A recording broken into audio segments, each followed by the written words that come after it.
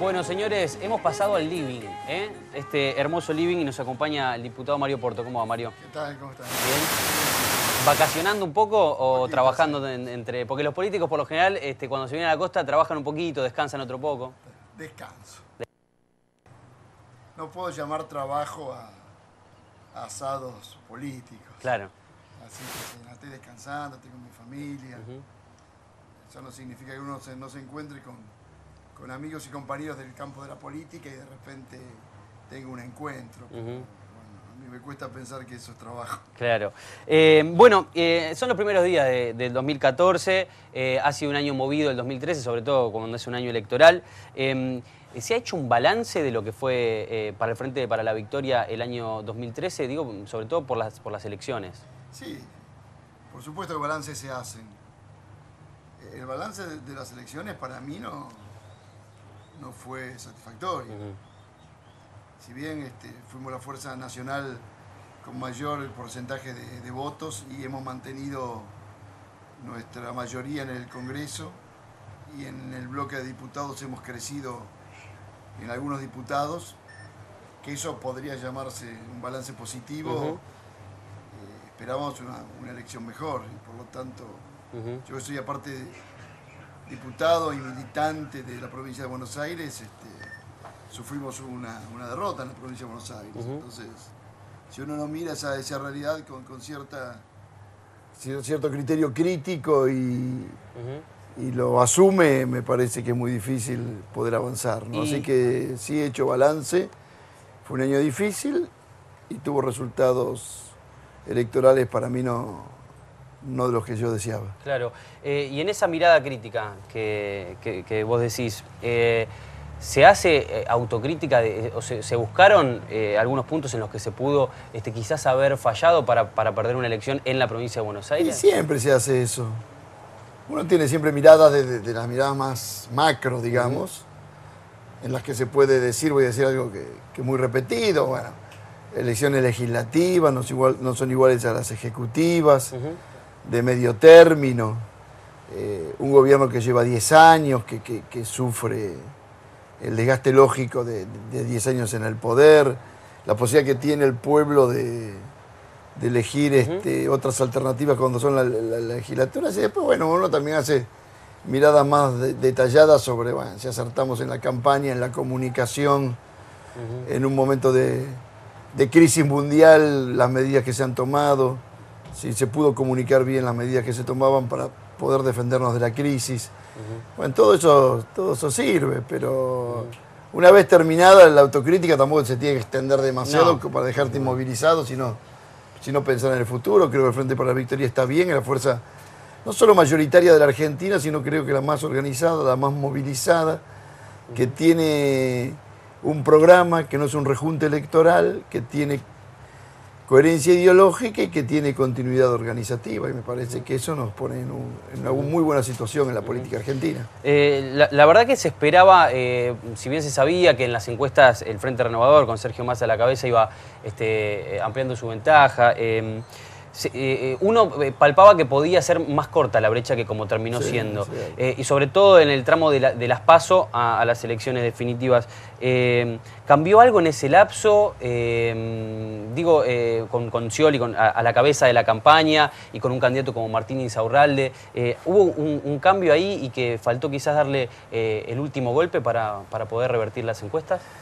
No sé, porque hubo un esquema de campaña en las PASO que fueron diferentes al esquema de campaña de la elección general. Y en general la tendencia no cambió. Todos sabíamos que el Frente Renovador iba a tener un 5, 6%, 8% más de las PASO a las generales, porque iba a absorber los votos de aquellas fuerzas que no fuesen expectantes, como que pasó en el caso de Narváez, fundamentalmente el más saliente. Así que los dos modelos de campaña yo no veo, creo que lo que había era una cultura de ambiente, una idea general, como un clima de época que daba un voto más opositor, más de protesta.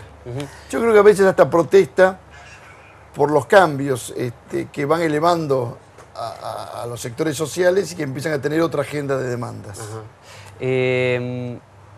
¿Y qué pasó con Martín Insaurralde? Pregunto porque dentro del mismo Frente para la Victoria, del kirchnerismo, hubo voces quizás que con alguna declaración de Insaurralde no estuvieron de todo conformes. Me acuerdo, por ejemplo, cuando Insaurralde en el medio de las dos elecciones habló de bajar la edad de imputabilidad, por ejemplo. ¿Hubo cierta mirada distinta hacia el candidato? Y ese fue un punto tenso, porque muchos, yo me incluyo, no estábamos de acuerdo con eso. Entonces, capaz que la crítica es que uno tiene que ser cuidadoso en no hacer campañas personalistas, uno tiene que representar al conjunto de las ideas, más cuando se forma parte de una lista colectiva, no estamos frente a una elección individual o personal, pero aún cuando es una elección individual o personal, uno forma parte de un partido, de un movimiento político. Algunos creen que era un tema para poner en el debate, y otros pensamos que es un tema que hay que tener más elaborado, que es muy complejo. Y muchos tenemos postura de principios allí, y a veces los principios, cuando se discute principios, son los debates más dificultosos. Creo que, por lo menos yo creo que no se soluciona el tema de la inseguridad bajando la imputabilidad. Claro. Ese quizás era uno de los puntos más criticables, porque después también apareció en una foto con sus mujeres en el Tigre, Insaurralde, que quizás, bueno, algunos dicen que con fotos también se hace política, pero quizás no era ese el caso. Sí, cada vez más se hace con fotos política, pero yo soy muy defensor de la libertad personal y creo que cualquier candidato, en este caso Insaurralde, tiene que hacer de su vida personal lo que él quiera. En tanto que uno no traduzca la vida personal de uno en programa político, o que uno no crea que la vida personal de uno se trasluce a la política, me parece que uno tiene que tener la libertad de hacer lo que quiera. Y eso hay que defenderlo. Lo que yo creo es que uno no puede pensar que cada acto de su vida privada va a repercutir en la mirada política de la población. La gente no me tiene que querer más políticamente porque tuve un nieto, porque me casé, porque festejé el cumpleaños, me saqué una foto con el Papa. Bien. Mario, hablábamos un poco a nivel nacional de política y quiero saber qué pensás de esta aparición del Frente Renovador, una política, una fuerza que se hizo fuerte en los últimos meses. Recordemos que hace un año no existía todavía, se podía avisorar algo, pero no existía, y que se hizo fuerte, que ganó una elección y bueno, ahora tiene un referente como Massa que está permanentemente en el centro de la escena. Sí, yo creo que fueron capaces de armar un frente opositor. En general, cuando hay un movimiento popular importante, en América Latina los llamados movimientos nacionales, que el kirchnerismo representa, a mi entender, casi siempre la oposición trata de no dispersarse, sino de aglutinarse, y eso le es dificultoso, porque a veces hay oposición por izquierda y oposición por derecha, y juntar eso es dificultoso, pero lo necesitan para equilibrar. Y lo que enseña la historia es que en gran cantidad de casos los que lideran esos frentes opositores son disidentes que nacen de la misma experiencia de ese movimiento nacional. Eso es lo que pasó con Massa. Juntó primero algunos disidentes de esta experiencia del kirchnerismo, algunos que habían formado parte intensamente de este proyecto y que cuando se terminó su ciclo en el proyecto, en lugar de seguir acompañándolo, se van a la vereda de enfrente. Y por otro lado, reunió opositores históricos, digamos, que siempre habían estado enfrentados con este proyecto. Que habían estado enfrentados incluso cuando Massa era el jefe de gabinete de este gobierno. Y creo que aglutinó un inmenso voto antiperonista y antikirchnerista. Y seguramente llegó a algunos sectores peronistas, porque si no, no hubiese ganado en el Gran Buenos Aires. Massa dice que es peronista por lo pronto. Sí, sí. La autorreferencia, hacer algo, uno es muy difícil de refutarlo, ¿no? Si uno se autorreferencia, yo soy peronista, ¿quién puede decir que no? Por lo tanto, el peronismo lo que necesitaría sería más que elecciones internas de autoridades y congresos y y tantas listas internas, creo que necesitaría más que nada un gran debate de actualización doctrinaria. Ojalá que pudiésemos hacer una elección para elegir, entre comillas, lo digo irónicamente, constituyentes de lo que sería una actualización doctrinaria, para decir, bueno, el peronismo define el rol del Estado, define el rol de la propiedad, la idea de nación, la idea de economía, la idea de cultura y de educación. Me parece que eso sería necesario. Cristina hizo una actualización doctrinaria en los hechos y en la teoría también muy importante, que habría que absorberla. Hay que discutir qué es gobernar justicialistamente, porque si no la autorreferencia no dice nada, cualquiera puede decir que es peronista. Gente con la que yo pienso totalmente distinta, ambos decimos que somos peronistas. Entonces, de Narváez, por ejemplo. De claro, Narváez dice que es peronista. Claro, de Narváez. Yo me pregunto por qué dicen que son peronistas, qué es lo que los une al peronismo, ¿no? Pero bueno, ellos capaz que piensan lo mismo de mí, entonces habría que discutir qué es gobernar justicialistamente. ¿Es posible adelantar las paritarias como se propone el masismo? Pasa que el masismo propone algo tan absurdo como pedir que ocurra lo que ocurre. Entonces, es de un oportunismo que no resiste el archivo, porque el año pasado la primera reunión paritaria fue el 14 de enero. ¿Dónde está la originalidad de la convocatoria del masismo? No la entiendo, la verdad. Y hacer de esta convocatoria del gobernador Scioli un triunfo, diciendo nosotros que se convoque en la primera quincena, es una mentira, porque el año pasado, vuelvo a repetir, fue el 14 de enero. Y nunca uno empezó hablando del tema paritario después del 15 de enero. Pasa que la paritaria, si uno la mira segundo a segundo, no la puede observar bien. La paritaria es un proceso complejo y por lo tanto hay que trabajar mucho.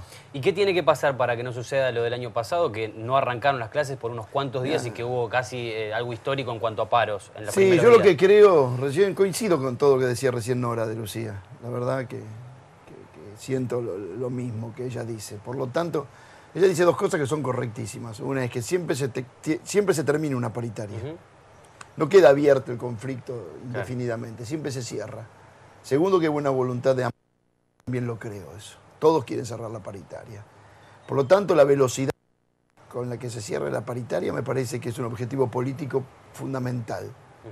Creo que el peor resultado es cuando cerrás la paritaria 4 meses después, con 20 días de paro, tensión y conflicto, para cerrar lo mismo que te pedían el primer día que no aceptaste. Como pasó el año pasado. Entonces me parece que en ambas, lo que te pedían es lo que ofrecían. Entonces me parece que tenemos que terminar con la cultura del regateo. De yo ofrecer mucho menos para llegar a un punto y que vos me pidas mucho más para después llegar a un punto. Me parece que hay que achicar. Pero eso puede pasar ahora, digo, porque a fin de año con lo que pasó con la policía bonaerense, con esto que se generaron paros y demás, y que de alguna manera impusieron este aumento, desde todos los sindicatos salen a pedir bastante más. Sí. ¿Eso cómo se tiene que manejar? Las paritarias siempre son complejas y esta tal vez sea más porque se adelantó casi una resolución salarial con la policía. Pero yo creo que el primer punto, velocidad. Hay que terminar la paritaria en el punto más bajo de la alta tensión, digamos. Porque si no se sigue subiendo la tensión y después es más dificultoso bajar.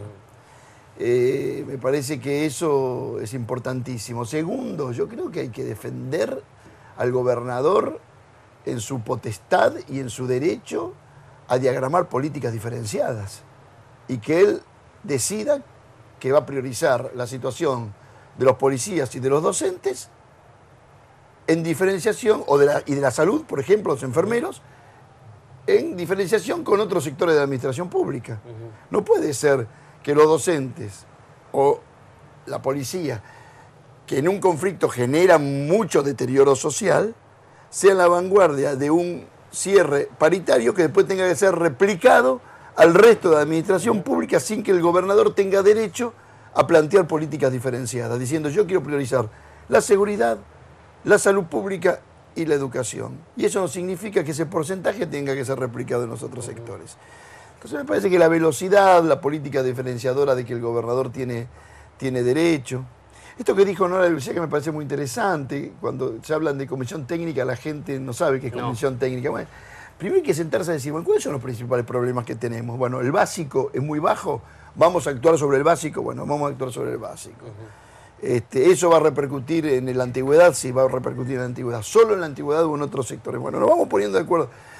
La escuela secundaria con respecto a la primaria, vamos a equiparar salarios, va a haber una diferenciación entre el que tiene hora cátedra y el que tiene cargo. Bueno, cuando uno se pone de acuerdo en todo eso, deja el margen de maniobra que es el de, bueno, ¿cuánta plata tenemos para solucionar esto? Porque seguramente para los gremios se va a necesitar un monto de masa que el gobierno va a tener menos. Y ahí hay que achicar diferencias. Pero sabemos que cuando decidimos la masa, la vamos a aplicar de tal manera. Entonces es un trabajo muy difícil. Entonces no hay que creer que uno se reúne y el otro día lo resuelve. Y tampoco hay que creer, como muy bien dijo la ministra, que hoy empezamos a hablar de educación con los gremios. Estamos hablando todo el año de la educación con los gremios. Cuando digo hablamos de educación, también hablamos de salario. Porque para mí el salario es política educativa. Cuando los gremios piden cargos, que va la masa salarial, eso es política educativa. Si yo decido tener directores tiempo completo en una escuela, necesito más masa salarial que si los tengo tiempo compartido. Vamos a aprovechar que parcial. tenemos mate y que tenemos...